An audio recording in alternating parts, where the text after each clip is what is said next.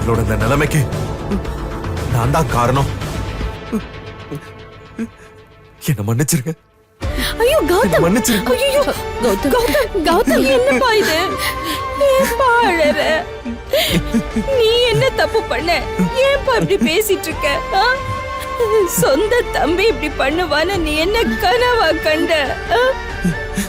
நீ இப்படி அழாதப்பா. தாட்சாயினி, எஸ்எஸ்கே, அஞ்சலி எல்லாருமே உன் சொத்தை பிடுங்கணும்னு முடிவு பண்ணிட்டாங்க. அந்த சதிக்கு கார்த்திகை பகட கையாக்கிட்டாங்க.